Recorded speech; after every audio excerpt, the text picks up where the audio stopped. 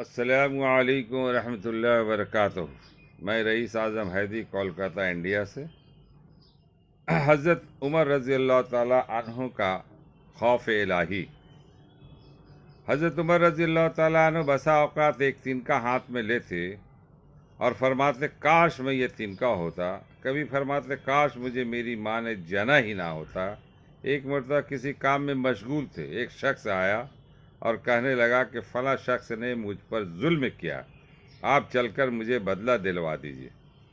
آپ نے اس کو ایک ذرہ مار دیا کہ جب میں اس کام کے لیے بیٹھتا ہوں اس وقت تو آتے نہیں، جب میں دوسرے کاموں میں مشغول ہو جاتا ہوں تو آ کر کہتے ہیں کہ بدلہ دلوا۔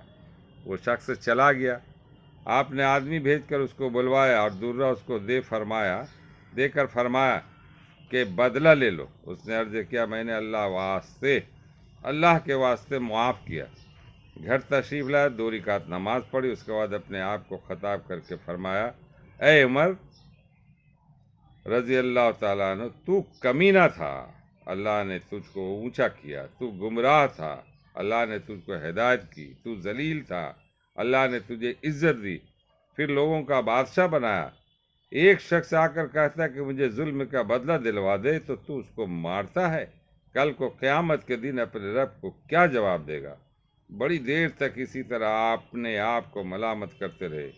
آپ کے غلام حضرت اسلم رضی اللہ تعالیٰ عنہ کہتے ہیں کہ میں ایک مرتبہ حضرت عمر رضی اللہ تعالیٰ عنہ کے ساتھ حرا کی طرف جا رہا تھا۔ ایک جگہ آگ جلتی ہوئی جنگل میں نظر آئی۔ حضرت عمر رضی اللہ تعالیٰ عنہ نے فرمایا کہ شاید یہ کوئی قافلہ ہے جو رات ہو جانے کی وجہ سے شہر میں نہیں کیا، باہر ہی ٹھہر گیا ہے، چلو اس کی خیر خبر لے، رات کو حفاظت کا انتظام کریں۔ وہاں پہنچے تو دیکھا ایک عورت ہے جس کے ساتھ چند بچے ہیں جو رو رہے ہیں اور چلا رہے ہیں، اور ایک دیگچی چولہے پر رکھی ہے جس میں پانی بھرا ہوا ہے اور اس کے نیچے آگ جل رہی۔ انہوں نے سلام کیا اور قریب آنے کی اجازت دے کر اس کے پاس گئے اور پوچھا کہ یہ بچے کیوں رو رہے ہیں؟ عورت نے کہا بھوک سے لاچار ہو کر رو رہے ہیں۔ دریافت سے فرمایا کہ اس دیگچی میں کیا ہے؟ عورت نے کہا پانی بھر کر بہلانے کے واسطے آگ پر رکھ دیے کہ ذرا ان کو تسلی ہو جائے اور سو جائیں۔ امیر المومنین عمر رضی اللہ تعالیٰ عنہ کا اور میرا اللہ ہی کے یہاں فیصلہ ہوگا کہ میری اس تنگی کی خبر نہیں لیتے۔ حضرت عمر رضی اللہ تعالیٰ عنہ رونے لگے اور فرمایا کہ اللہ تجھ پر رحم کرے۔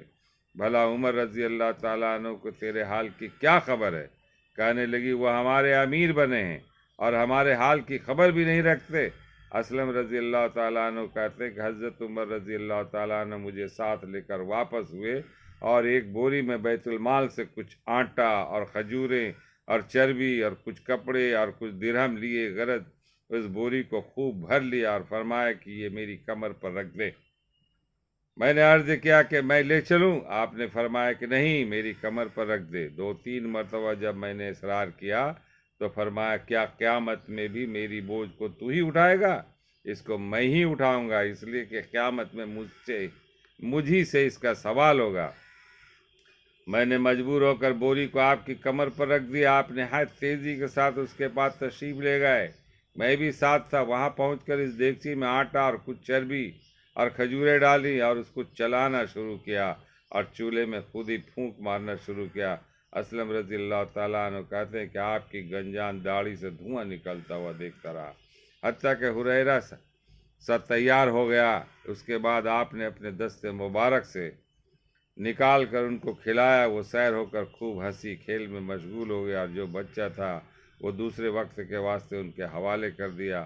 وہ عورت بہت خوش ہوئی اور کہنے لگی اللہ تعالیٰ تمہیں جزائے خیر دے، تم تھے اس کے مستحق کے بجائے حضرت عمر کے تم ہی خلیفہ بنائے جاتے۔ حضرت عمر رضی اللہ تعالیٰ عنہ نے اس کو تسلی دی اور فرمایا کہ جب تم خلیفہ کے پاس جاؤ گی تو مجھ کو بھی وہاں پاؤ گی۔ حضرت عمر رضی اللہ تعالیٰ عنہ نے اس کے قریب ہی ذرا ہٹ کر زمین پر بیٹھ گئے اور تھوڑی دیر بیٹھنے کے بعد چلے آئے اور فرمایا کہ میں اس لیے بیٹھا تھا کہ میں ان کو روتے ہوئے دیکھا تھا، میرا دل چاہا کہ تھوڑی دیر اس کو ہنستے ہوئے بھی دیکھ لوں۔ صبح کی نماز میں اکثر سورہ کہف، طٰہٰ وغیرہ بڑی صورتیں پڑھتے اور روتے کہ کئی صفوں تک آواز جاتی. ایک مرتبہ صبح کی نماز میں سورہ یوسف پڑھ رہے تھے. انما اشکو بسی وحزنی الی اللہ پر پہنچے تو روتے روتے آواز نہ نکلی. تہجد کی نماز میں بعض مرتبہ روتے روتے گر جاتے اور بیمار ہو جاتے. فائدہ یہ ہے اللہ کا خوف اس شخص کا جس کے نام سے بڑے بڑے نامور بادشاہ ڈرتے تھے، کانپتے تھے. آج بھی 1350 برس کے زمانہ تک اس کا دبدبا مانا ہوا. آج کوئی بادشاہ نہیں، حاکم نہیں، کوئی معمولی سا امیر بھی اپنی رعایا کے ساتھ ایسا برتاؤ کرتا ہے. یہ حضرت عمر رضی اللہ تعالیٰ عنہ کا قصہ ہے. آج اس کے بعد اس کے عوض میں آپ دیکھیے اس کے تناظر میں کہ آج کے جو بادشاہ پوری دنیا کے اندر کس طرح رعایا کے ساتھ ظلم جبر کر رہے ہیں. کتنے ظالم بادشاہ ہیں جو ظلم کا انتہا کر چکے ہیں اور اپنی کچھ خبر گیری نہیں لیتے رعایا کی. یہ ہمارے آج کے دور کے بادشاہ اور اپنے آپ کو کہتے کہ میں بہت بڑا منصف ہوں، بہت انصاف کرنے والا ہوں، بہت رعایا پر نرم دل ہوں، رعایا کو بہتر ڈھنگ سے رکھنے والا ہوں. تو یہ سب باتیں ہیں، صرف بناوٹی باتیں ہیں. ان سب باتوں سے لے کر اللہ تعالیٰ کو کیا منہ دکھائیں گے آج کے بادشاہ وقت، آج کے وزرائے وقت، آج کے جو بھی لیڈران رہبر ہیں. اس میں بہت بڑا سبق ہے. اللہ تعالیٰ ہم لوگوں کو پڑھنے اور سننے سے زیادہ عمل کرنے کی توفیق عطا فرمائے اور اس ویڈیو کو زیادہ سے زیادہ دور تک پھیلائے.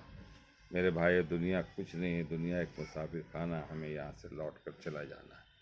وما علینا الا البلاغ. میں رئیس اعظم حیدری، کولکاتہ، انڈیا. السلام علیکم ورحمۃ اللہ وبرکاتہ.